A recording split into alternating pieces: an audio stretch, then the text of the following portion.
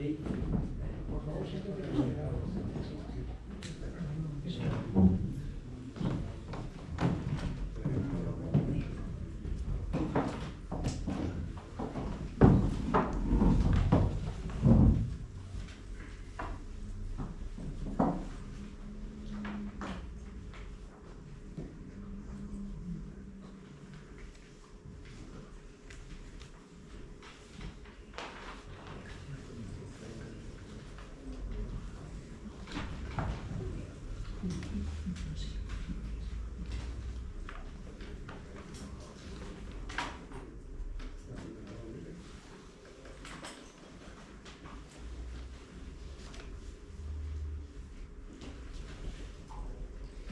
Buenas tardes, señoras y señores, amigas y amigos. Les saludamos muy cordialmente tanto a los presentes en esta sala como a los que están conectados para seguirnos, bien en directo o bien en el futuro, que consulten la grabación de esta sesión, que va a quedar colgada en el repertorio de YouTube de esta sociedad, a disposición de quien quiera consultarla o escucharla, o verla, visionarla, como se suele decir ahora, en el futuro. En esta mesa estamos 4 personas. Me acompaña a mi derecha doña Angélica Calero Armas, que es la presidenta de la Gestora Insular de Liberación Canaria, aquí en la isla de Tenerife. Debo decir, por supuesto, que este acto es un acto de liberación canaria, con el cual colabora pues, muy cordialmente la Real Sociedad Económica de Amigos del País de Tenerife. Pues bien, preside el acto y va a llevar, digamos, la moderación del mismo doña Angélica Calero Armas, presidenta de la Gestora Insular de Tenerife de Liberación Canaria. Y contamos con 2 personas de profesión docente, químicos también por su especialidad, que son los que van a intervenir y luego contestarán a las preguntas que se le quieran hacer, tanto por quienes están en la sala como por los que se vayan conectando. Que en este momento son 5, hace 10 segundos eran 3, y estoy seguro que irán creciendo las personas que van a seguir esta sesión telemáticamente. Digo que hay 2 personas que son las que van a intervenir, se dedican a la docencia y son especialistas por su carrera, por sus estudios en química, que son don Julio Muñiz Padilla, en el extremo derecho, y me acompaña a mi izquierda don Francisco Rodríguez Pulido. Y no digo más, simplemente vamos a tratar de la zona de baja emisión en la laguna, con la pregunta general de ¿es la vida urbana irreconciliable con el coche en Tenerife? Para introducir esta sesión y a los conferenciantes paso la palabra a doña Angélica Calero Armas. Cuando quieras, por favor. Gracias. Buenas tardes a todos. Agradecer a la Real Sociedad Económica Amigos del País de Tenerife, su presidente, don José Gómez Soliño, su junta directiva, el permitirnos celebrar esta conferencia en esta institución que tanto ha contribuido al desarrollo de la sociedad y de gran utilidad pública. En nombre de Liberación Canarias, les damos la bienvenida a esta tercera conferencia del segundo ciclo que se llevan a cabo en apenas año y medio. Agradecer también a quienes de forma altruista y ajenos a nuestro partido han aceptado nuestra invitación. Los profesores de Química e Investigación, don Francisco Rodríguez Pulido y Julio Muñiz Padilla, que van a hablarnos de la zona de bajas emisiones que en la laguna se van a llevar a cabo, basándose en la medida enmarcada en la Ley 7/2021 de Cambio Climático y Transición Energética. El primer ponente va a ser don Francisco Rodríguez Pulido, que es licenciado en Química. Julio. Va a empezar tú, Julio. Pues don Julio Muñiz Padilla es químico por la Universidad de La Laguna, año 1977, es docente, profesor de secundaria, año 1978, catedrático de bachillerato y educación universitaria, año 1982, profesor de química ambiental, ciclo superior de formación profesional en depuración de aguas y emisiones atmosféricas 2001-2015. Y don Francisco Rodríguez Pulido es licenciado en Química, especialidad en Química Orgánica por la Universidad de La Laguna y en Ciencias de la Educación, especialidad Organización de Centros por la UNED. Ha sido docente de Física y Química en secundaria durante 34 años, actualmente jubilado. Es presidente de la Asociación Tierra Bonita de Afectados por el Volcán de La Palma, que de manera voluntaria y altruista se implicó en investigar las emisiones difusas de CO2 en los núcleos costeros de Puerto Naos y La Bombilla. Su labor tuvo el reconocimiento ciudadano. Participó en el grupo de expertos de PEIMPAL, Plan de Emergencia de La Palma, desde septiembre de 2023 hasta abril de 2024, que decide abandonarlo al considerar que sus aportaciones eran despreciadas por el Cabildo de La Palma y el resto del comité científico, a pesar de aportar soluciones y propuestas de mitigación. Recientemente ha participado en el Congreso Internacional Tajogaite Conference, celebrado del 17 al 21 de noviembre en los Llanos de Aridane, con 4 ponencias. La primera, el impacto de las emisiones difusas de CO2 en zonas habitadas de la costa del Valle de Aridane, influencia en la red del alcantarillado y pozos negros. La segunda, análisis y estabilidad de las concentraciones de CO2 post-erupción en Puerto Naos y La Bombilla, resultados de la red LoRa-IGM, alerta CO2 y demás. La tercera, ciencia ciudadana y monitoreo colaborativo, herramientas clave para gestionar el riesgo de emisiones difusas de CO2 en Puerto Naos y La Bombilla. Y por último, el cuarto, decisiones críticas y consecuencias, la ausencia de evacuación preventiva en la erupción de 2021 en La Palma. Muchas gracias y damos ya paso, Julio, con eso.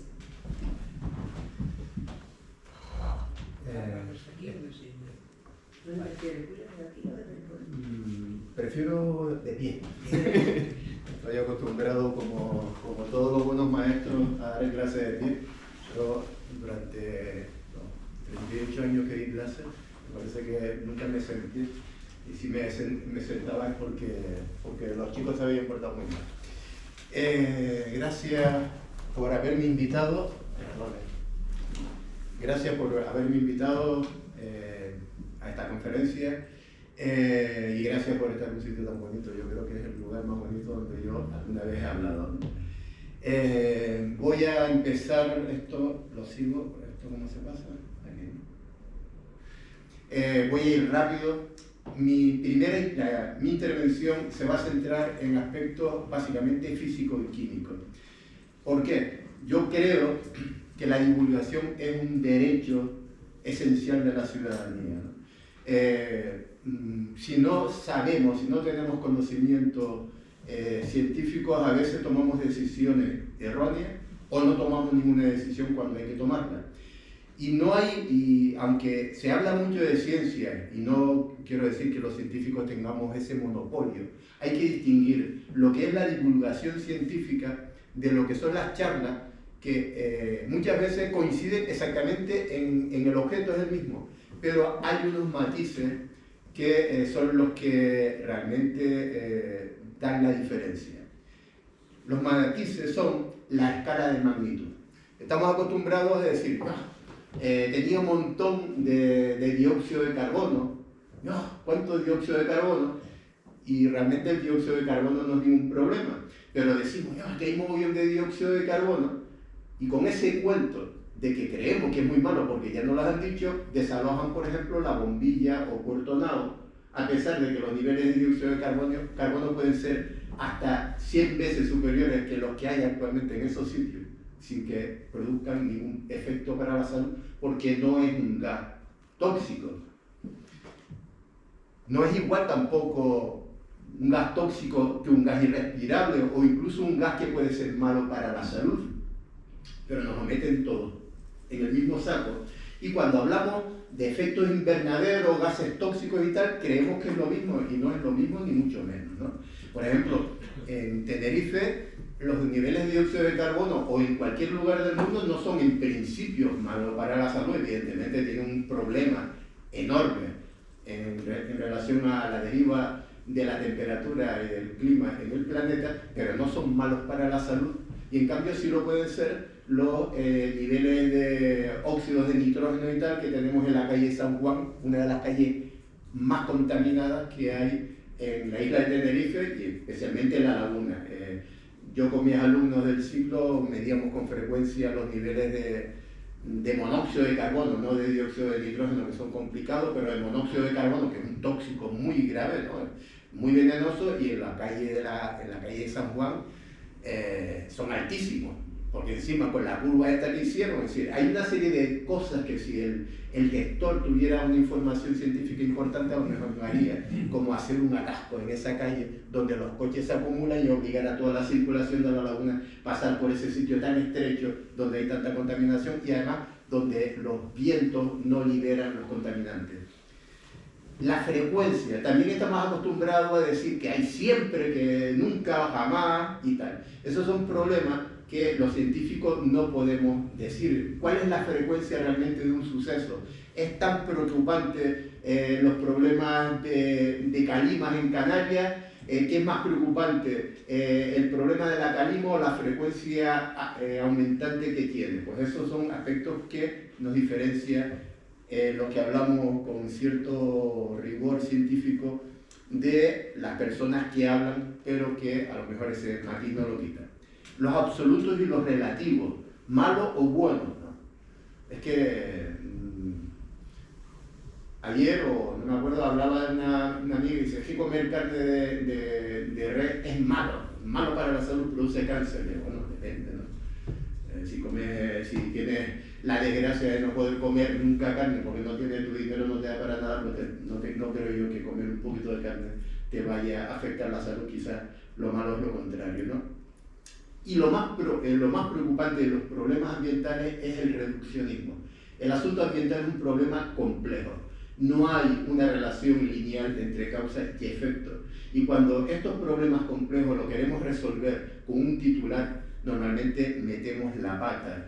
Y de esto estamos muy acostumbrados, porque a veces creemos que hay soluciones para estas historias cuando las soluciones se van construyendo. Es muy difícil encontrar una solución a un problema como la contaminación.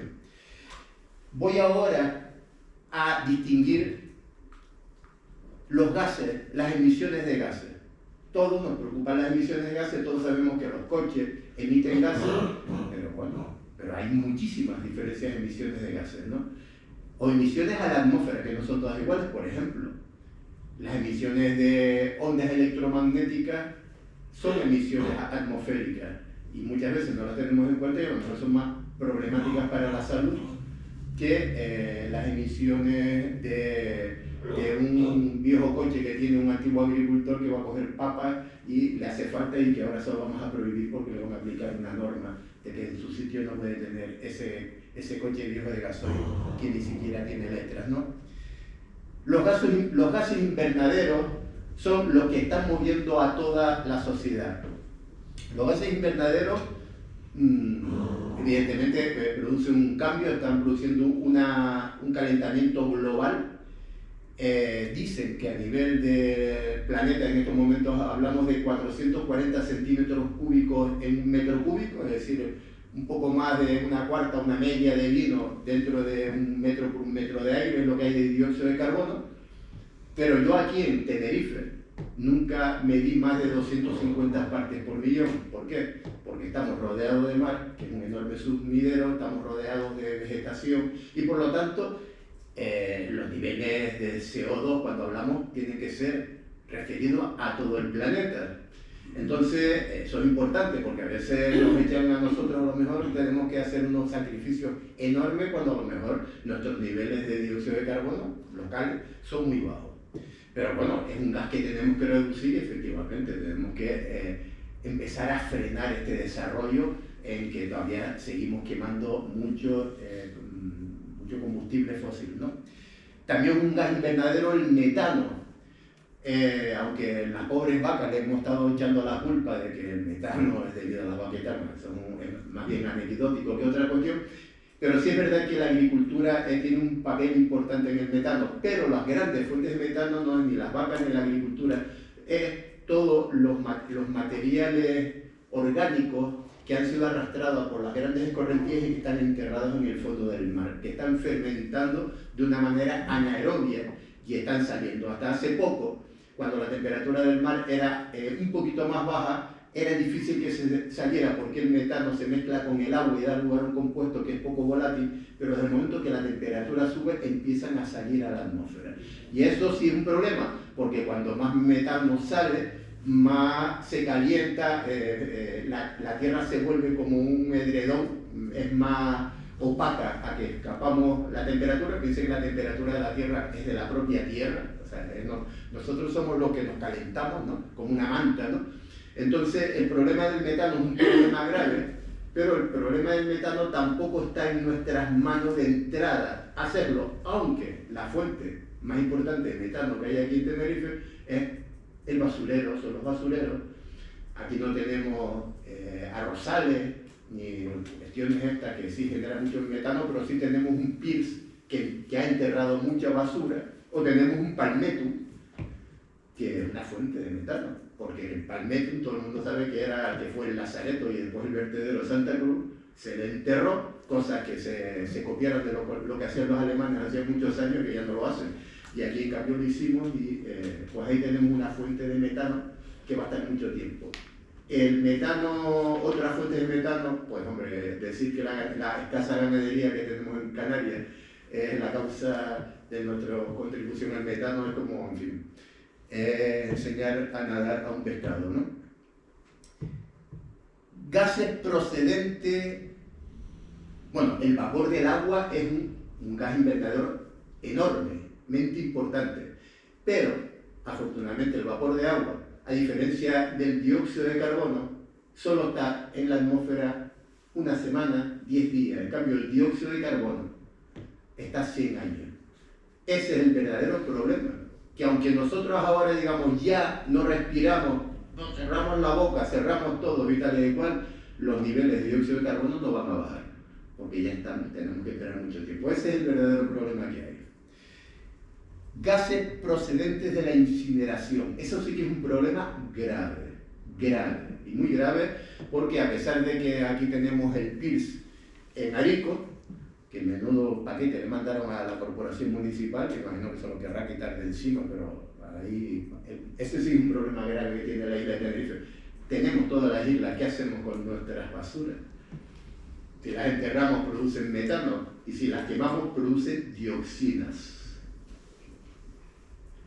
Y si queremos hacer lo que en un momento determinado, me acuerdo que una de las ideas esta genial que tenía el Cabildo, de utilizarla para producir energía eléctrica, le diré que en aquellos sitios que lo han hecho, ahora tienen un problema del carajo porque tienen que comprar basura a otra gente, porque se han colgado en generar energía eléctrica quemando las basuras de otras personas. Y la quema de basura siempre genera dioxina, a no ser que la temperatura sea tan alta que ni siquiera las máquinas puedan funcionar con esa temperatura que están por encima de 1000 grados. A 750 grados, la basura, sobre todo la basura que tiene plástico y tiene cloro y tiene tal, produce dioxina, que es un veneno enorme para la salud y un cancerígeno muy importante. Aquí la gente joven no se acordará lo que fue Seveso, pero fue una localidad de Italia donde todavía los problemas del cáncer, los niveles de cáncer en proporción al resto de los italianos son altísimos por un escape que hubo de la dioxina que se utilizaba como fuente química, ¿no? De productos químicos. Bueno, pero tenemos otros gases raros, el dimetilmercurio, que aquí hay hasta en el agua. ¿Por qué? Porque el piche es una fuente enorme de mercurio. Y como las aguas se nos han empeñado en que vamos a invertir todas las infraestructuras en hacer desaladoras y regeneradoras de agua, y ya no cogemos agua de lluvia, pues toda el agua que regeneramos tiene mercurio del piche, porque no hemos separado, los invernales no separan el agua de saneamiento del agua de lluvia. Y entonces los análisis que hemos hecho aquí en el INNA, el Instituto Natural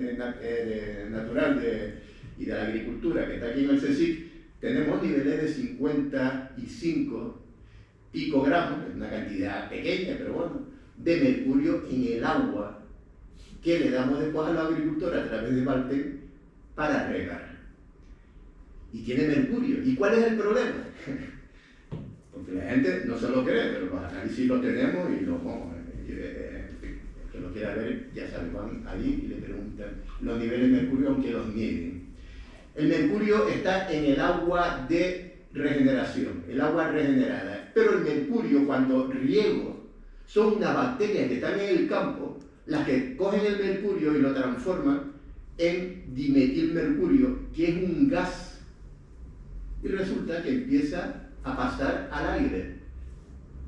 Es decir, no es que la agricultura genere dióxido o dimetilmercurio, pero sí la agricultura en la que estoy cerrando ciclos,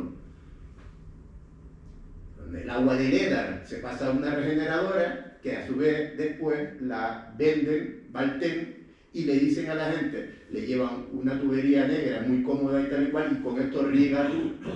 ¿Entiendes? No te hagas el estanque, te sale caro, pero porque hay una emergencia hídrica. Y en cambio, ayer un compañero me dijo y tal y cual, con toda esta tormenta no se va a captar ni el 0,5% del agua. Se va el resto al mar. Entonces, claro, hemos dispuesto que haya una infraestructura que se dedica a fabricar y a regenerar agua en contra de la infraestructura que hemos destrozado, que son las galerías y tal, que son los verdaderos captadores de agua, y lo estamos abandonando y tenemos ahí un problema. Y hay otra emisión gaseosa que es bastante problemática, esa posiblemente la más problemática, más que la de los coches, son las calimas, que están en incremento, se ha desplazado el anticiclón de las Azores hacia encima, más cerca del continente africano, y esto nos está llevando a que, en fin, a que los vientos estos en el sentido horario vayan trayendo calima cada vez con más frecuencia. Acuérdense que cuando nos encerraron por lo del COVID, unos días antes, en el mes de marzo, pues había habido unas calimas enormes que se alcanzaron unas contaminaciones en la isla de Tenerife y de La Palma, las mayores del mundo, superiores a las que había en China, en las ciudades en Shanghai y tal, que eran de más de 500 partículas por metro cúbico, que es un valor disparatado, ¿no? Eso hay que tenerlo en cuenta porque a veces las calimas, no que tengan fósforo, como nos decía el señor Aramburo, que es el director del laboratorio de algas de España, que está en Las Palmas, y decía que era el causante del crecimiento de la cianobacteria, porque tenía mucho fósforo, contra lo que nosotros decíamos que el problema del fósforo era los vertidos de agua al mar. Pero bueno, el problema es que algunas de estas bacterias algunas de estas calimas tienen bacterias, ¿no? Y entonces es un problema, es un soporte cierto. Por lo tanto, los gases más importantes para la salud, más que no más afectan a nosotros en principio, son los gases que provienen de la incineración, del riego con agua que tiene mercurio y las calimas, y aparte después ya los coloides y todas esas historias que aparecen pues en casi todas las emisiones atmosféricas actuales, ¿no? Ahora voy a hablar un poquito, yo no sé si están viendo ahí la dinámica, he puesto unas cuestiones rápidas, no me voy a enrollar con esto, pero sí es importante. Estos son unos dibujos animados que aquí ahora no se ven, pero si esto lo viéramos en la isla de Tenerife, me voy aquí si no se me va, la isla de Tenerife estaría dando vueltas, son unas cosas que se llaman las corrientes Farc-Kallman. Arriba hay, no sé si se ven, pero viene el alisio y detrás sale como uno, se ve muy bien, si lo ven en internet, en una fotografía, se ven las corrientes Farc-Kallman, es decir, que lo que nosotros echamos no se diluye, sino que empieza a dar vueltas en torno a las islas. Es decir, es muy difícil la dilución, es decir, no es automática, ¿no? Es un problema dinámico, ¿no? Y arriba, lo que tengo arriba es la chimenea, lo que se llama un penacho, una pluma, y eso lo pongo porque el gas cuando sale de un tubo de escape o sale de una chimenea, pues no se diluye directamente ni el gas de un tubo de una chimenea ni el agua de un emisario al mar, no se diluyen. Mantienen una unidad físicamente, en fin, se mantiene una unidad y van subiendo como si fuera un globo. ¿Hasta dónde llega el gas? Pues si el gas sale, por ejemplo, a 500 grados centígrados del tubo de escape de un coche, pues va subiendo y se va enfriando porque va aumentando el volumen. No porque va aumentando el volumen, se produce lo que se llama un enfriamiento adiabático, no hay intercambio de energía, va aumentando el volumen, pero a su vez, normalmente, el aire cuando más alto, más frío. Entonces, ¿hasta dónde llega? Hasta el lugar donde la temperatura del penacho y la temperatura del aire sea la misma, y ahí se queda. Si estuviéramos en un sitio sin montaña, si esto fuera Castilla, si fuera tal, pues el problema, bueno, se iría poco a poco, porque sería. Pero aquí tenemos una dorsal en la isla de Tenerife. Tiene una dorsal que tiene vientos dominantes que vienen del norte o del levante. Por eso la laguna es un sitio tan curioso. Por eso pusieron aquí el aeropuerto, porque los aviones tenían que volar en contra del viento, ¿no? Para poder volar, porque lo importante es la velocidad del avión no con respecto a la tierra, sino al aire. Por lo tanto, si tengo el viento de frente, el avión sale mejor. Entonces, el problema que tenemos es que la temperatura del aire se enfría de manera diferente en el norte de la isla que en el sur de la isla. En el norte de la isla tenemos un sistema adiabático húmedo. La temperatura va disminuyendo aproximadamente 1 grado, medio grado cada 100 metros, y en cambio en el sur va disminuyendo 1 grado cada 100 metros.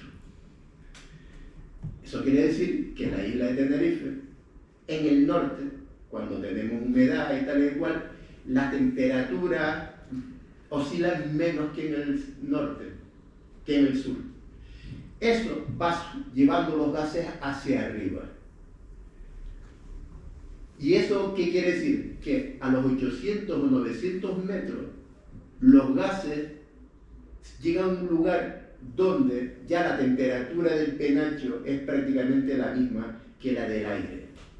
Y además, debido al cambio climático, se está produciendo un lugar ya constantemente, un sitio donde se produce una inversión térmica, de tal manera que llega un sitio en que el aire por arriba está más caliente que por debajo, básicamente porque pierde humedad. Y entonces los gases se acumulan. Si vamos a Tenerife y pasamos Pino Levi, pasamos la Florida, pasamos por Benijo de la Orotava, por arriba los pinos tienen el mismo color que los castaños, cañelos, están enfermos, llevan mucho tiempo muy enfermos porque ahí se han acumulado los gases. Ese sí es un problema importante. Pero imagínense la importancia que tiene. Bueno, después lo voy a decir. Pero me refiero a que no solo es importante por los coches, porque la fuente más importante de esos gases no son los coches. Un avión, cuando aterriza, echa más gas que 500, 600 coches juntos, ¿eh? Luego hay otra cosa, vemos la montaña de efecto Foehn, todo el mundo conocemos aquí, la panza burro, qué bonito es, pero con el efecto Foehn vemos todo como el norte rebosa las nubes. Ahí quiere decir que el aire está subiendo. Y esto como un ascensor o como una persona que sube por una escalera, necesito energía para subir. ¿Qué es lo que ocurre? Que el aire cuando va subiendo se va enfriando, porque va perdiendo, o sea, pierde energía y entonces se va enfriando. Pero cuando vuelve para el otro lado se va calentando. O sea, el aire cuando enfría, enfría y baja. Eso es importante porque nos va a decir la deriva que tienen las corrientes de gases que se han acumulado en el norte. Eso es el verdadero problema que tiene la isla de Tenerife, que a pesar de que el norte parece mucho más sano y tal cual, desde el punto de vista del aire, quitando Santa Cruz de Tenerife cuando tenía la refinería, el norte de la isla de Tenerife es bastante más contaminado que el sur, a excepción de Arico, porque ya hemos dicho que una de las fuentes fundamentales es el PIBS, ¿no?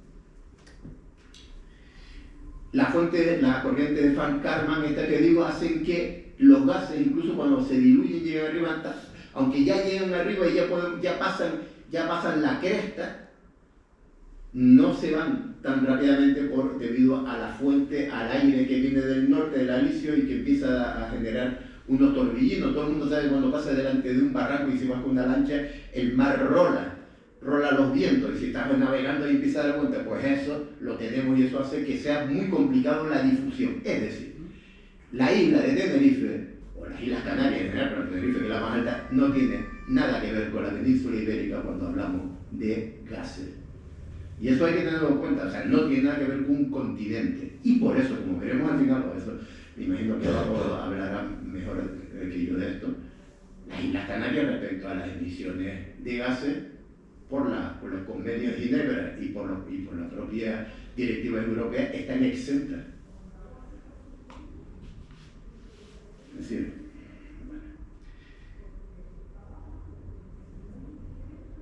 el aeropuerto de Los Rodeos es el verdadero problema que tiene la isla, o sea, la isla esta parte, y que tiene el municipio. Me vengan a decir que es la agricultura, los pedos de la vaca y tal, los problemas de los gases y de las emisiones. La zona de bajas emisiones también, yo no ni me niego, yo si los coches desapareciesen, yo personalmente tengo un coche eléctrico y lo tengo ya hace un año y medio, ¿no? Pero, como ahora veré, también tengo que hablar al respecto, ¿no? Pero el aeropuerto es un problema. El aeropuerto, todo el mundo sabemos, como aparece en la imagen de arriba, que siempre el avión vuela enfrente, en sentido contrario al viento. Por lo tanto, cuando nosotros vemos que los aviones vienen de La Palma para acá, el viento viene de Gran Canaria para La Palma, que es un viento que no es el alisio. Ahí no se produce el efecto Foehn, que el aire sube, sino al revés. Por lo tanto, aumenta. O sea, si cuando en el efecto Foehn, cuando está el alisio, el aire se va enfriando, cuando tenemos el levante, el aire se va calentando y tenemos un aumento de la temperatura en la cumbre, con lo que, la cumbre del norte, ¿no? Con lo que se produce una inversión térmica. Es decir, cuando los aviones entran por La Palma, frente al este, tenemos un nivel de contaminación enorme que se queda atrapada. Porque en ese caso, el efecto Foehn y tal no los lleva para el mar. No sé si me explico. Ahí tenemos, es decir, ese es un problema porque se produce una verdadera jaula de contaminación. Entonces, habría que tener en cuenta, por ejemplo, unos protocolos. Por ejemplo, a mí se me ocurriría decir de AENA y tal y cual, oye, que los aviones no se peguen 2 o 3 minutos dando vueltas encima de Valleguerra, de Tegueste, del Sausal, para que le den pista y aterrice, porque en esos 2 o 3 minutos pueden haber quemado 1.000 litros de queroseno. Y 1.000 litros de queroseno, hagan los cálculos cuántos coches necesitamos para quemar eso. Eso es esencial. Entonces, a veces es como, ¿no? Tenemos que poner una jerarquía, que es antes y que después. Empezamos a decirle, no vas a poder, tienes que quitarte el G que no tiene letras y que es más viejo que el carajo y tal y cual, porque es un problema para la humanidad, porque está contaminándolo y tal y cual. Y en cambio los aviones siguen aterrizando de La Palma a Gran Canaria, en este sentido, contaminando la isla. Voy a adelantar porque me estoy enrollando mucho y quizá... Y ahora yo creo que voy a hablar aquí la madre del cordero. No sé si me ven bien la tabla esta, ¿no? Arriba he puesto el gasoil, combustión, el 100%. Imaginen que yo quemo el gasoil, nada más, lo quemo, ¿no? Y eso me produce por cada kilo de gasoil, pues produce 12,6 kilovatios hora de energía y me libera 180 gramos de dióxido de carbono por kilovatio de energía. La quema. Eso sería lo máximo. Es decir, ahí no lo podemos bajar porque eso es el contenido energético que tiene el fuel, que tiene el gasoil. ¿Por qué me refiero a esto? Porque en Canarias no solo podemos vivir en estos momentos, y me parece que durante mucho tiempo, solo de energías alternativas. De hecho, en Tenerife, en estos momentos, en Tenerife, en Gran Canaria más, en Tenerife, solo el 5% de la energía son de origen eólico y fotovoltaico. Por lo tanto, vamos a seguir teniendo que ver con el fuel. Entonces, vamos a ver ahora los rendimientos. Un motor diésel, que es el que tiene más rendimiento térmico, ahí le he puesto un 30% para hacer los cálculos próximos, no llega al 30%, pero vamos a ver, lo tengo ajustadito, un 28, y pico por ciento, frente al Perkin, que todavía es mucho menos, ¿no? El motor diésel tiene un 30% de rendimiento, es decir, de la caloría, de la energía que tenía, de esos 12,6 kilovatios que tiene el fuel de energía química, solo aprovecha el 30% en energía mecánica. Por lo tanto, cuando yo quemo un kilo de fuel, hablo por kilo porque la unidad en litro, en fin, depende de la densidad, solo genero 3,78 kilovatios hora de energía. Es decir, la relación entre el CO2 que he hecho por cada kilovatio ya, un motor diésel por cada kilovatio de energía, produce 600 gramos de dióxido de carbono. 600 gramos son muchos litros, pero voy a hablar de gramos, porque piensen que cada 44 gramos son 22,4 litros, pues 600 gramos, pues hagan los cálculos, son como unos casi 20 litros, ¿no?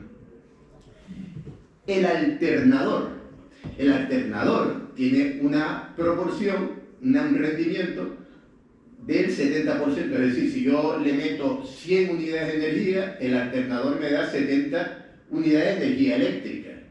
Pero claro, como el alternador funciona con motor diésel, tengo que multiplicar 30, que es el rendimiento mecánico de la energía química en energía mecánica, multiplicado por 70, el 70%, para producirme electricidad. Por lo tanto, un alternador tiene un porcentaje, el alternador, en definitiva, en la mecánica eléctrica es un 21% del rendimiento, es decir, de cada 12,6 kilovatios que tiene cada kilo de fuel, producir energía eléctrica a partir del fuel, solo aprovecho el 21% en el mejor de los casos.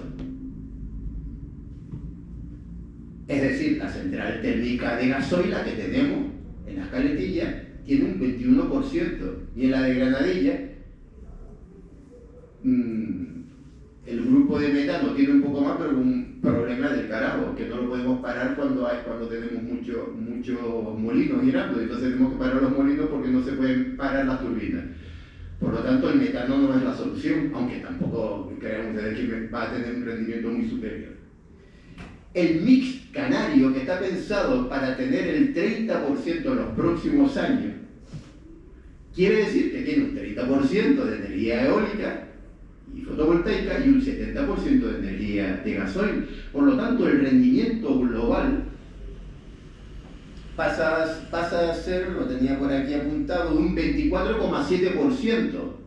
Es decir, produciendo la relación entre kilovatio hora de energía eléctrica en el mejor de los casos, o por lo menos los casos que tiene programado actualmente el gobierno de Canarias, respecto a los gases que emito, por cada kilovatio hora emito 650 gramos, es decir, más que un coche de gasoil.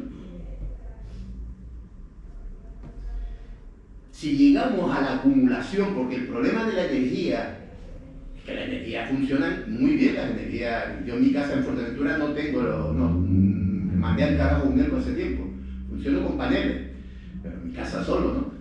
Pero cuando tenemos muchas casas tenemos que tener como el bidón de agua, cuando el agua viene y viene, tenemos que tener un estabilizador, es decir, tenemos que acumular. Mientras no haya acumulación, no se puede pasar de esos niveles del 30, del 40% de energía alternativa. Con acumulación, dicen el mejor de los asuntos, que podríamos invertir el asunto a un 30% térmico, es decir, gasoil, fuel oil, y a un 70% voltaico. Y repito, mejor el fuel oil que el metano, porque los metanos son turbinas y no se pueden parar. Y entonces cuando hay mucha energía, lo que tengo que parar son los molinos, porque no puedo parar y arrancar el otro, más o menos como la energía atómica, pues ese es el problema que tiene.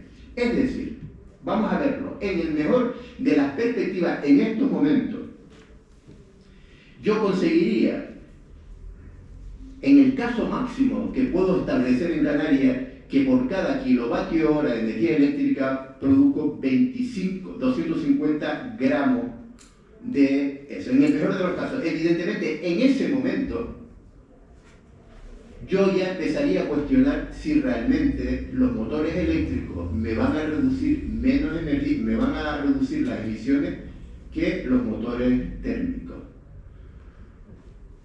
Y no soy negacionista, todo lo contrario, pero tenemos que tener en cuenta que Canarias no tiene ni embalse ni grandes sistemas.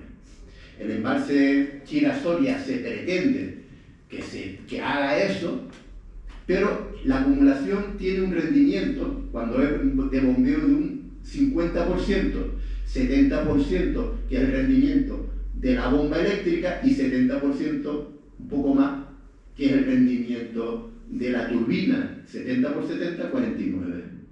Por lo tanto, por cada kilovatio que yo acumulo, solo puedo aprovechar medio kilovatio.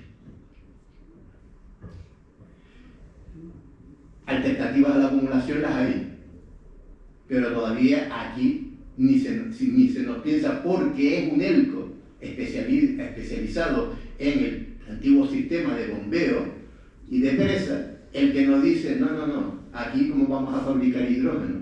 No, eso no es mi campo de acción.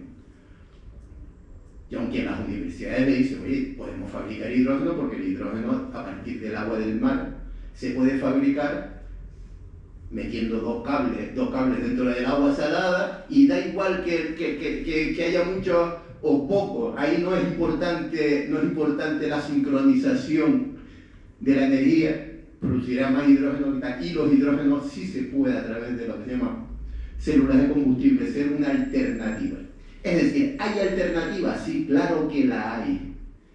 Pero el problema que aquí yo veo con esto de las emisiones es que en estos momentos y hasta dentro de muchos años será más contaminante el parque móvil eléctrico que el parque móvil térmico. ¿Negacionista? No. Evidentemente lo que hay que hacer es acabar con el parque móvil térmico, pero lo que no podemos hacer es ahora decir que ahora si tú tienes un G, tú estás contaminando más que yo que tengo un Will You Dream, un coche chino eléctrico. No. Hombre, a no ser que yo cargue con mis paneles solares mi coche eléctrico. Y eso ya implicaría otra historia, pero ahí nos encontramos el monopolio que no quiere que tengamos energía distribuida. Ese es el verdadero problema de las emisiones, y después si quieren hablamos un poquito más.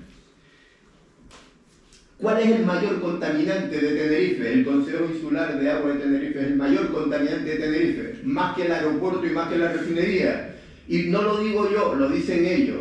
Es el primer consumidor de energía eléctrica de toda la isla. Consejo Insular. ¿Por qué? ¿Por qué el agua consume tanta electricidad? Hombre, porque sabemos que hay una moratoria que en el año 2030 se aplica totalmente la ley de agua. En el año 2030 el agua pasa al sector público, las aguas de manantiales, las aguas de subsuelo, y entonces, hombre, los aguatenientes lo que han hecho es decir, bueno, ahora la fabricamos, porque el agua fabricada siempre será privada.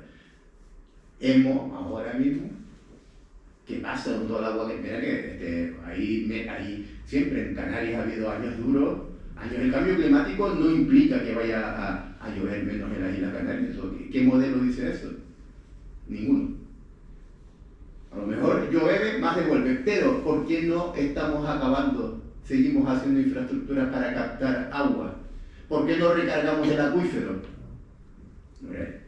Porque es interesante vender membranas de ósmosis inversa y membranas y regeneradoras. Pero bueno, pero repito, el Consejo Insular de Agua de Tenerife y tal. Después el transporte aéreo.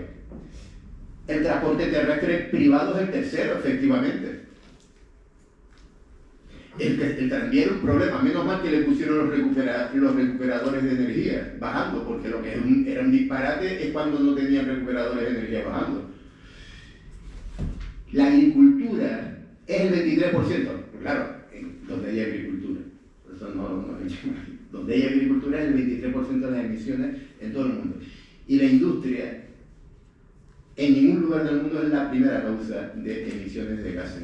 Eso es importante tenerlo en cuenta porque a veces... Pero ahora hay una cosa que es interesante. El Convenio de Ginebra y la Directiva Europea excluyen las emisiones contaminantes atmosféricas de todas las islas, de todos los terrenos, de todas las islas de Europa, incluidas las Canarias. Y entonces dices tú, coño, y vamos a ver, ¿por qué aquí me van a aplicar una directiva que es municipal? Le dice que los ayuntamientos de más de 50.000 tienen que poner zonas bajas de emisiones, si resulta que en Europa entienden que el problema, que mientras no haya acumulación y mientras no haya un embalse, la energía eléctrica de por sí no puede ser 100% alternativa a no ser que la distribuyen. Y yo ahora me miro a los políticos y les digo, bueno, eso no lo tienen ustedes porque Europa no obliga a esto que nos dicen que nos obligan. La zona de baja emisión es una directiva europea, pero en España le dicen que a las Islas Canarias, no Baleares, las Islas Canarias están exentas por el acuerdo CNRTAP y la directiva de techo, directiva europea de techo. Aquí, para los que están, esto después yo se lo pondré si quieren alguien coger esto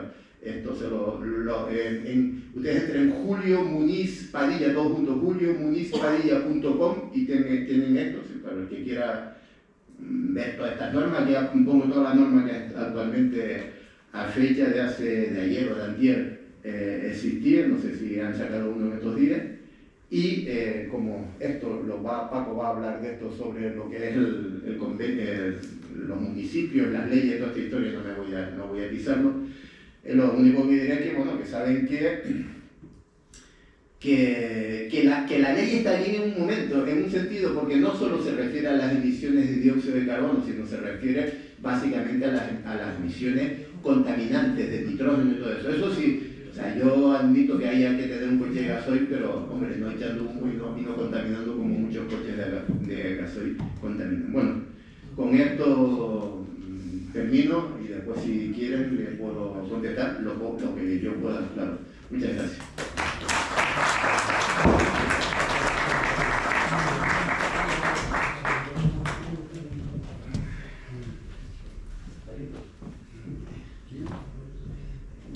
Buenas tardes. Voy a tratar de ser breve. Voy a entrar en el fondo.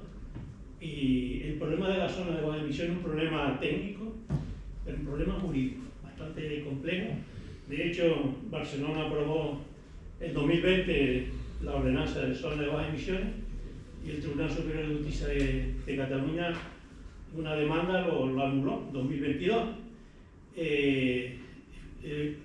El ayuntamiento lo recurrió y aprovechó y creó una nueva ordenanza con las indicaciones que le daba el tribunal y tiene ya una ordenanza desde el año 2023. De hecho, desde 2023 ya todos los municipios deberían, con más de 50.000 habitantes, deberían tener zonas de bajas emisiones. Santa Cruz y La Laguna no lo tienen. Y me temo que está en una tesitura bastante complicada. Yo no sé si es La Laguna, pero Santa Cruz sí recibió fondos europeos, que si no aprueba la ordenanza tiene que devolver los fondos europeos. Pero bueno, voy a ver sintético, ¿no? Mi debate, como decía antes en la presentación angélica, yo me he implicado mucho cuando se estaba haciendo la gestión de la emergencia volcánica, porque demandaba que la ciencia no estaba respondiendo realmente a aportar soluciones y objetividad al problema. Como decía Julio, a veces la divulgación y sobre todo problemas tan complejos como son las emisiones de gases y las contaminantes, pues se hacen divulgaciones muy reduccionistas, ¿no? Y yo ahí, y espero y creo que 3 años después, yo demostraba hace 3 años que en Puerto Nueva y La Bombilla se podía vivir, sigue habiendo gases y se puede vivir. Bueno, en el concreto en la zona de bajas emisiones, ¿no? ¿Qué son? Bueno, hay una ley marco, la 721, y un decreto ley que obligan que en ciudades de más de 50.000 habitantes del Estado español tengan ordenanzas que regulen la circulación con etiquetado de determinados vehículos en esas zonas que están de manera cartografiada muy delimitadas. Son zonas continuas, no pueden ser islas, y la novedad fundamental es que retiene el tráfico en función de un etiquetado de contaminante, que ahora lo diremos, que ahí debajo lo pone vehículo cero, tipo C, eco, C y B, ¿no? Y otro lo importante es que obliga a incluir cámaras, con lo que establecen sanciones ipso facto. La cámara capta si el vehículo no está autorizado para circular en esa zona, ¿no? Y luego las exenciones, que es donde un poco tratan de jugar los ayuntamientos y introducir medidas transitorias, ¿no? Esto afecta más o menos 149 ayuntamientos en España. Aquí pongo un ejemplo para que vean una ciudad media, 170.000 habitantes. Lo acaba de aprobar Asume, Santander. Más o menos este es el guión, y la clave son 200.000 metros cuadrados, es decir, 20 hectáreas. Establece un régimen horario de 8 a 7, donde no se puede circular determinados vehículos según el etiquetado. El resto de ese horario sí, ¿no? La exención es donde está la clave, ¿no? En el caso de Santander obliga, para que los residentes puedan moverse en esa zona, a tener inscrito el impuesto en esa zona. Si no, no podrían entrar, ¿no? Es una de las cosas, establece claro los vehículos, urgencias, todo lo demás. Y el régimen sancionador, que puede llegar a 200 euros a 8.000 euros. Este es un poco, en principio se puede entender como una medida segregacionista. Si no tienes un coche ecológico o híbrido, eco, pues básicamente vas a tener dificultades para moverte en esa zona, y si vives incluso también según establezca la ordenanza, ¿no? Le pongo el ejemplo de Barcelona, una ciudad más compleja que la hablé antes, que fue echada abajo, y Barcelona ahora el próximo año ha introducido una zona muy amplia, estos son 95 cuadrados. Bueno, abajo le pongo la zona más extensa, porque prácticamente abarca todo el núcleo metropolitano, son 95 kilómetros cuadrados. Estamos hablando, pues imagínense la Isla del Hierro, que son casi la mitad de la Isla del Hierro, ¿no? Barcelona prohibirá totalmente la circulación con etiqueta B en 2028. Es decir, la prohibición que está estableciendo Barcelona en su ordenanza, que por la que la echaron abajo, es porque fue una medida muy segregacionista, ¿no?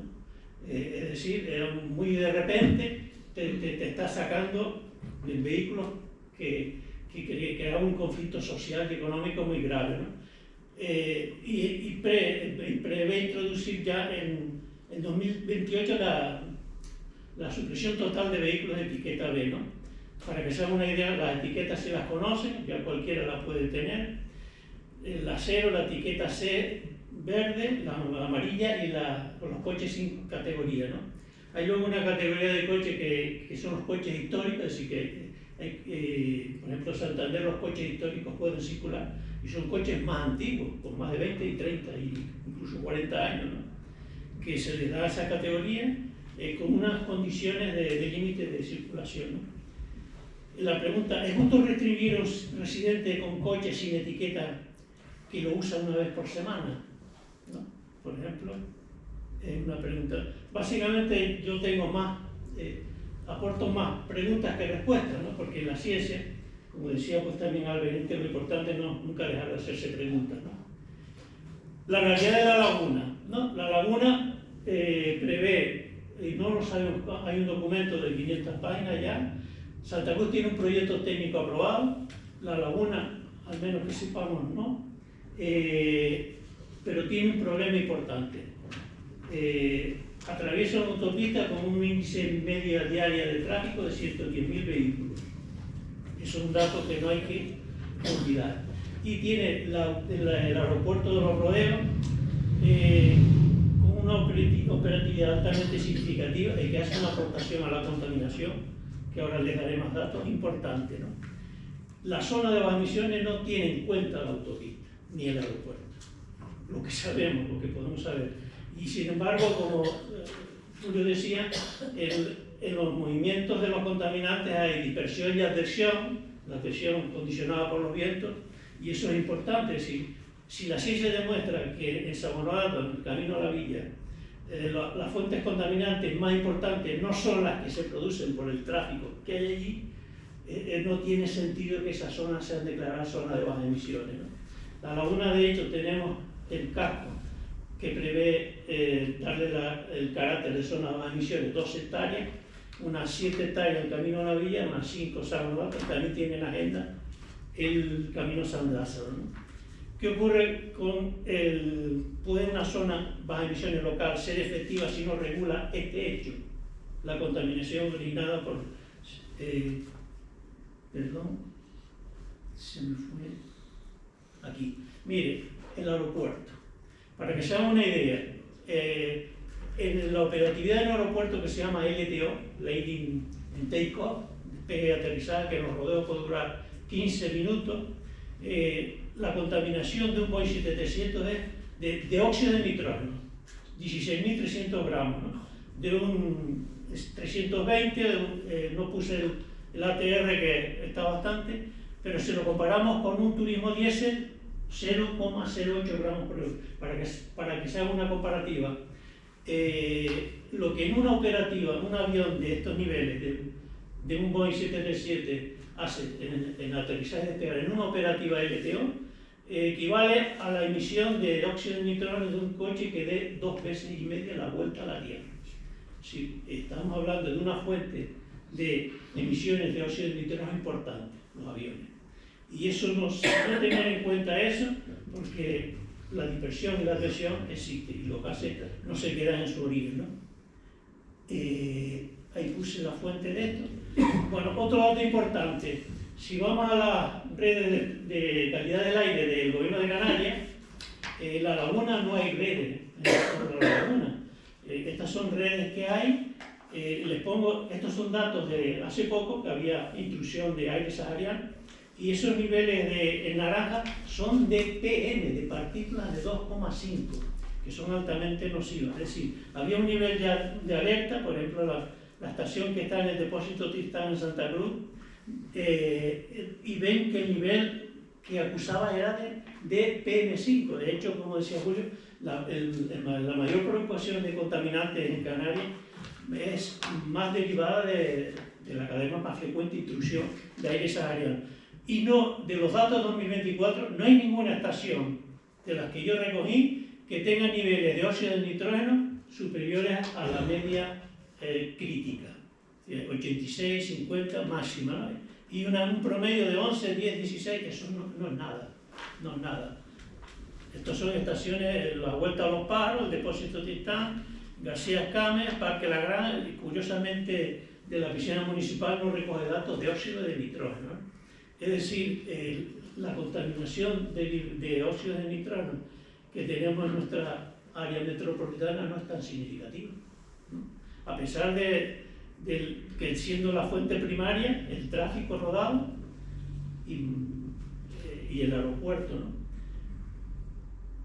Entonces, ¿qué planteo yo? Bueno, la adhesión, no lo voy a paso esto por alto.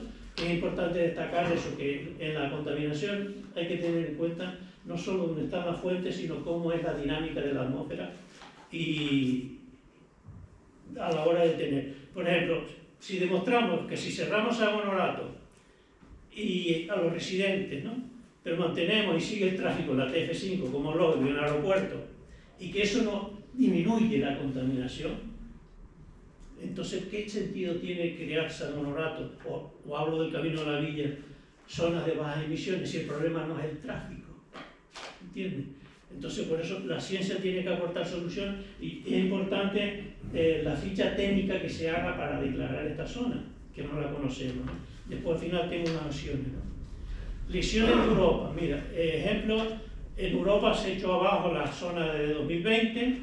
Ahí en Essen, en tribunales, determinaron que si la fuente es la autopista, la restricción hay que aplicarla a la autopista, imagínense, ¿no?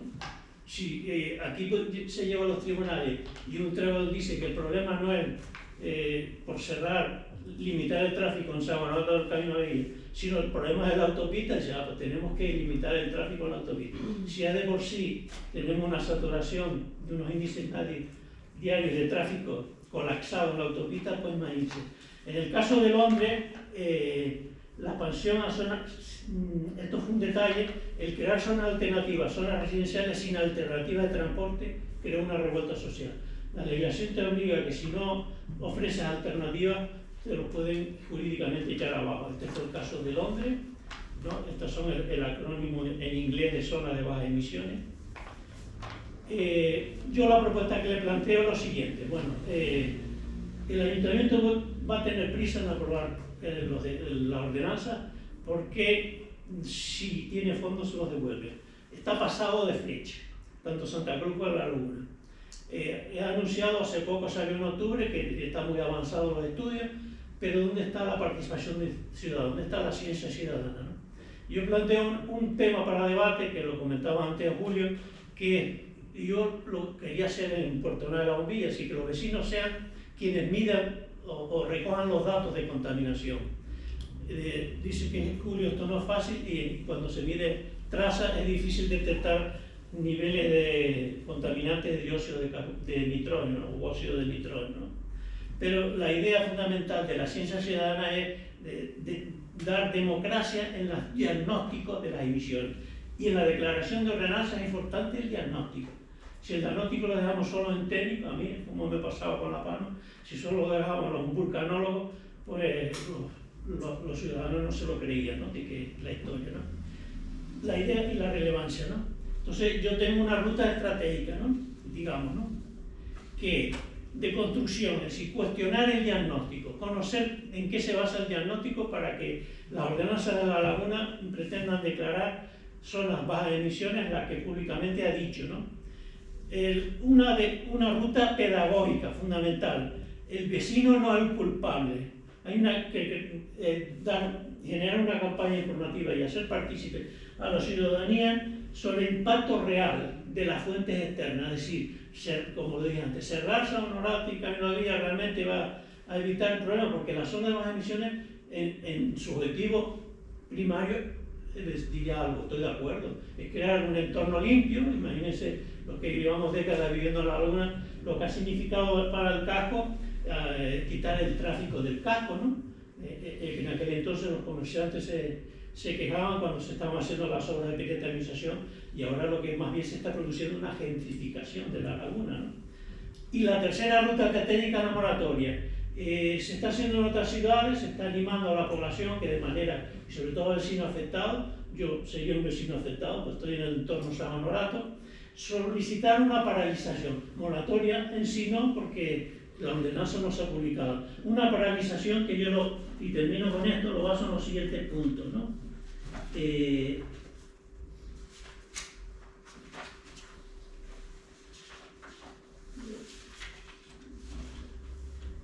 Básicamente es un escrito en el que cada vecino que se una a él, y eso rever todo, conociendo que el ayuntamiento está avanzando en la aprobación de la ordenanza tal, que dicha inclusión supondría una restricción severa, y en concreto en lo que afecta a mi zona de residencia, etc., que existe una alta probabilidad que los niveles de ignición de los contaminantes para esa zona no solo provengan del tráfico que se produce en esa zona, sino que tenga fuentes alejadas, como el tráfico en la autopista o la operativa de los aeropuertos, que se considere que paralizar a los vecinos de San Honorato, camino a la villa, restringiendo el acceso a sus garajes y viviendas, sin haber discriminado mediante mediciones empíricas cuánto de la contaminación es importada de la autopista y el aeropuerto, pues que se tenga en cuenta que la zona de emisión sería una solución falsa.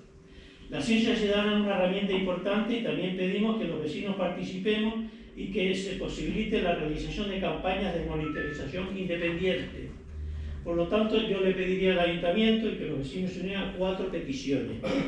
Que primero, que se tenga el derecho de personarme en el expediente administrativo de la ordenanza de zona de bajas emisiones. Segundo, que se permita establecer una moratoria y al menos se dé una, de aprobarse la ordenanza, se dé una restricción, una aplicación de restricción, una moratoria de la aplicación de restricciones en los barrios de San Honorato y el Camino de la Villa, fundamentalmente a todos los residentes, independientemente del etiquetado de su vehículo. Que se justifique técnicamente, mediante informes específicos, la dispersión y modelos de dispersión, los contaminantes, y si de verdad las fuentes de los contaminantes en las dos zonas que se quiere incluir como son las emisiones son inducidas más bien por los fenómenos de dispersión-aversión que por la propia contaminación del tráfico rodado en la zona, ¿no? Y fundamentalmente pedir al Ayuntamiento que abra una vía de diálogo técnico con los vecinos y vecinas para diseñar el perímetro, porque una cosa que los ayuntamientos no pueden es hacer un perímetro arbitrario, sin justificación y donde un poco las fronteras pueden marcar una discriminación o un diferencial significativo. Por lo tanto, es importante que se escuche a los vecinos y a vecinas de estos barrios en atención antes de que se apruebe la ordenanza. He querido ser un poco más rápido para centrarme, pero lo que les estaba animando es que yo lo que llamo un poco a la acción, o sea, que estamos en un momento de oscuridad, yo comparo con lo vivido en La Palma, que no sepamos todavía la ficha técnica, cuando el Ayuntamiento estamos seguros que lo quiere aprobar por la vía urgencia, si le pasa a Santa Cruz. Santa Cruz sí estoy seguro que recibió 1,5 millones de fondos de Next Generation, y si no aprueba la ordenanza, lo dice claramente el Estado, devuelve los fondos, con muchas otras inversiones que está pasando, incluso con presupuestos del gobierno canario que no ejecutan y yo lo que estoy pidiendo es que haya una movilización, una respuesta ciudadana que siga transparencia, que siga rigor científico y técnico, y sobre todo que tenga en cuenta la posibilidad de aplicar restricciones en un tiempo prolongado, una moratoria a las restricciones, ¿no? No quiero extenderme más, yo si quieren una pregunta, he querido ser un poco más rápido para tener el tiempo concreto, porque el importante es el debate, ¿no? Y son una idea, la solicitud formal, como le he dicho, ¿no? Resumida, yo planteo que el Ayuntamiento implique y trate de implicar a los vecinos y no que lance públicamente que si se agulpa de Las Palmas es la que está ahí el informe técnico de hace 2 años de la otra empresa, no sé los detalles. Bueno, como decía antes, ni tenemos talentos especiales, soy una persona curiosa, apasionadamente curiosa, que se hace preguntas y que busca respuestas, ¿no? Pero sobre todo hacerse preguntas es lo importante, ¿no? Y yo con esto he invitado a que nos hagamos preguntas, que no aceptemos así porque sí, que esta es la zona de las emisiones, aún independiente que puede ser positivo y buena que se creen espacios de aire limpio, entre comillas, y sin ruido también, que es otro de los datos, ¿no? Ten en cuenta que el aeropuerto de Ross sí tiene un plan de ruido y lo saben todos los que viven por el Camino de la Villa, muy exhaustivo, muy concreto, pero no tiene una memoria sobre la contaminante, no tiene en absoluto nada respecto a eso. Bueno, muchas gracias.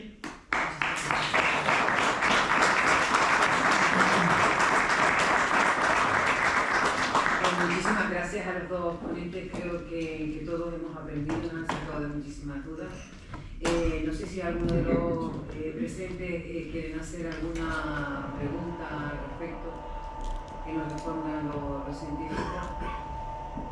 No tenemos por el momento ninguna pregunta en la web. A mí se me ocurre, Julio, que has nombrado el tema de China Soria y lo que me ha venido a la cabeza es lo que siguen con mucha fama y además con mucha difusión, que es la corona del viento en la isla de Hierro, que China Soria es una copia de lo que es la corona del viento. Entonces, ¿es verdad que puede ser una isla 100% sostenible o no? ¿Qué es lo que pasa ahí en la corona? Vamos a ver, la acumulación es esencial, como dije yo, para poder tener sistemas, fuentes de energía que sean oscilantes, ¿no? El viento, pues a veces es más fuerte, más débil, aunque las aspas siempre están sincrónicas, aunque vayan todas a la misma velocidad, las entradas y salidas de energía no siempre son constantes, y ocurre lo mismo con la fotovoltaica, ¿no? Entonces hace falta la acumulación. La acumulación es cuando tengo exceso de energía, pues utilizo agua, utilizo el exceso para bombear agua a un sitio y después bajar. Los sistemas de bombeo se utilizaron en Europa cuando se introdujo la energía nuclear. La energía nuclear no podemos parar los reactores y por la noche en Europa hay 6 grandes sistemas de embalse de energía. Yo fui una vez a uno, estaba en lo que era la antigua DDR, la Alemania del Este, ¿no? Y ellos, pues nada, por la noche lo que estaban haciendo era recibiendo el exceso de energía, porque no hay consumo de la energía eléctrica, y bombeaban a un gran depósito. El problema de la borona del hierro es la siguiente: cuando se hizo el proyecto de la borona del hierro, de la borona del viento en el hierro, el factor limitante es cuánta agua puedo subir, porque en función de la cantidad de agua que puedo subir arriba, será la cantidad de energía que puedo acumular. Entonces se necesita tener 2 grandes depósitos. Entonces al principio dijeron, coño, el depósito más grande que el mar no hay ninguno, pero eso implicaba tener que subir agua salada a una isla enormemente porosa como son las islas volcánicas y la isla del Hierro, que todavía no tiene ni siquiera 1 millón de años. Eso era un verdadero disparate, bombear agua salada. Entonces tuvieron que hacer un embalse debajo, que es ridículo, si los que han estado allí, pues el embalse abajo es un charco, una pequeña piscina. Entonces ese es el factor limitante, porque si yo no tengo cantidad importante de agua, puede ocurrir, que es lo que ocurre, que al final a lo mejor acumulo menos energía que la que podría acumular, con lo que aunque yo le ponga 5, 6, o 7 o 20 molinos, si no tengo suficiente depósito arriba y abajo, no puedo. Arriba se utiliza un depósito que es un antiguo cráter volcánico, tiene los problemas que ocurren con los cráteres volcánicos o con las presas. Acuérdense la presa de Santa Cruz de Tenerife, la de los Campitos, que mi padre trabajaba entonces en las masas, y cuando se hizo, pues se llenó y al día siguiente estaba vacía, pues todo el agua se filtró. Ese es el problema que tenemos en las islas muy volcánicas, que afortunadamente son muy porosas, y por eso, curiosamente, la isla de Lanzarote y Fuerteventura, donde tienen agua, es donde está el mal país, ¿no? Pues el factor limitante son los tamaños de los depósitos. En Chira-Soria, que es lo que es como es el mismo remedo, ahí no había problema. Gran Canaria es una isla volcánica, evidentemente, pero es la isla donde están antiguos los materiales volcánicos, que tienen muy poca porosidad, ¿no? Es una isla donde los materiales, los basaltos, son de la serie 1 y 2, muy antiguos, que son muy poco porosos. Entonces existen unas grandes balsas, ¿no? Sabemos que las islas de Gran Canaria sí pueden tener grandes depósitos. Y la presa de Soria, que es un disparate, tiene una altura de 120 metros de altura el muro, pues ahí cabe una enorme cantidad de agua. Pero ahora surge otro problema, que era el problema de los regantes. Lo de la isla de Gran Canaria, de Chira-Soria, es un disparate, porque tienen que subir agua y van a estar 10 años fabricando agua de Arguineguín en una desaladora de agua, para no utilizar las aguas que las heredades, es decir, los rollos dicen que son suyas, agua de lluvia. Entonces tienen que también llevar el agua, de tal manera que al final es un disparate. Perdonen, es un disparate porque... ¿Y por qué el bombeo? ¿No hay otra forma de acumular agua, de acumular energía? Claro.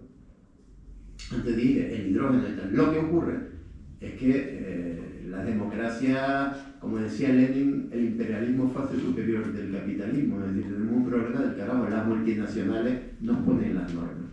Entonces, claro, en él no utiliza otro sistema de acumular energía, sino el bombeo. Entonces, todos los proyectos de acumulación de energía, que son esenciales para que sistemas aislados como las Canarias, y que son por eso muy frágiles, tengan un sistema 100% energético, necesitan tener mucha acumulación. Pero la acumulación por agua aquí tiene esos problemas. En Tenerife, mucho peor que en Gran Canaria, porque además de que sean porosos, aquí los barrancos, al ser muy inclinados, un embalse, una pared, acumula muy poca cantidad de agua, no como Gran Canaria es mucho más lleno, entonces el mismo muro acumula mucha más agua, por lo tanto el problema de la acumulación en Tenerife no puede ser el bombeo, entonces tiene que ser la acumulación en pilas de litio. Todos sabemos que el teléfono a los 2 años ya no funciona, ya la batería no tiene, entonces la alternativa, repito, está en fabricar hidrógeno. Sería una gran, porque Canarias podría tener hidrógeno. El hidrógeno, si se quema como combustible, no produce dióxido de carbono, y el hidrógeno, si podemos tener grandes cantidades de hidrógeno y podríamos, ahí sí ser, pero para eso hace falta que haya un acuerdo social en el sentido de que apoyemos nuestras propias ingenierías y no dependamos de las patentes internacionales. Por ejemplo, en el agua dependemos de Veolia, que es una multinacional, y estamos vendidos porque todo el agua, ellos nos ponen la fábrica, pues le pagamos la patente, pues de alguna manera, pero ahí tendríamos que hacer un cambio muy importante incluso en las universidades, ¿no? Es decir, que ¿hay solución científica? Sí la hay, ya la estamos construyendo, las pilas de combustible funcionan, Toyota ya tiene coches que funcionan perfectamente con hidrógeno, el hecho de las pilas de combustible pueden funcionar y eso sería una alternativa, pero que por ahí no van los tiros actuales, ¿no? Los tiros están por utilizar la corona del viento, es decir, 2 depósitos y utilizar bombas y turbinas para acumular energía. Pero que consumen fósil. No, bueno, no consumen fósil. En ese bombeo. Cuando tengo exceso por la noche, afortunadamente los molinos funcionan por la noche y a lo mejor por la noche se genera muchísima más energía que por el día. Entonces, ese exceso de energía se utiliza para bombear agua. Y por la mañana tal.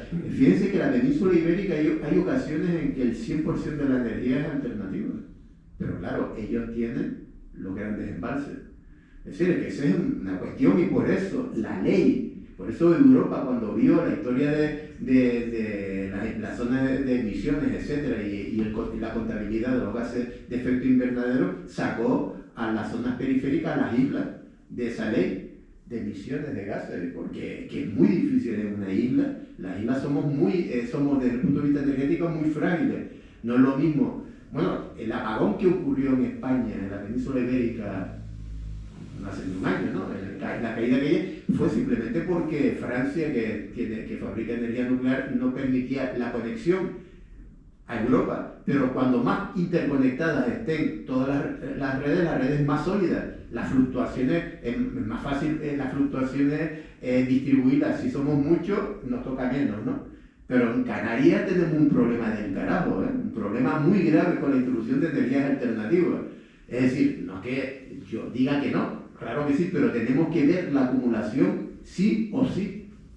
Y si no tenemos acumulación, como dice Roque Calero, que es una persona que esto está muy bien puesta, mejor mantener el sistema de fuel oil, porque los aparatos de fuel oil se apagan y se arrancan rápido, no como las turbinas o como las locuras de algún loco que nos ha dicho meter aquí centrales atómicas. Bueno, esto ya sería el desmadre, ¿no?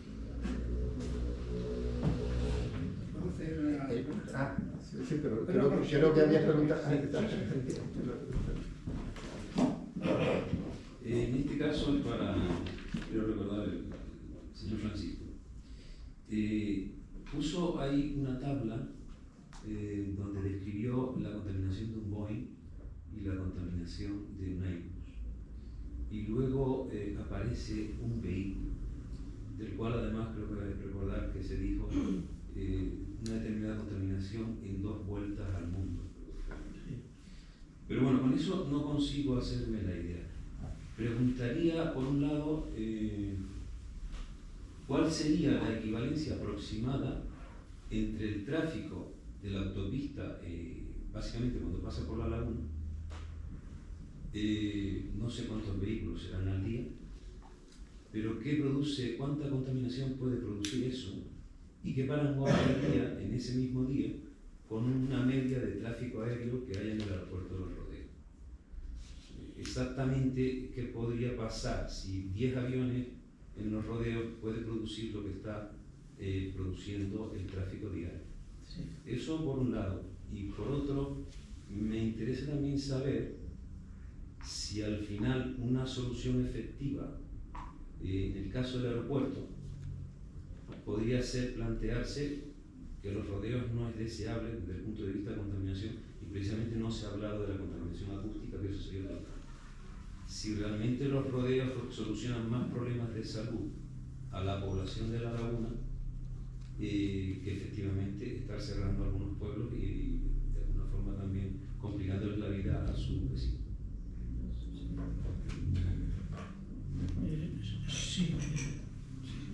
Sí, precisamente los datos que viene el operativo de un avión que se considera el landing and take, con la aterrizaje y emergencia, y el aterrizaje y despegue, cuando más o menos empieza la aproximación, son unos 15 minutos.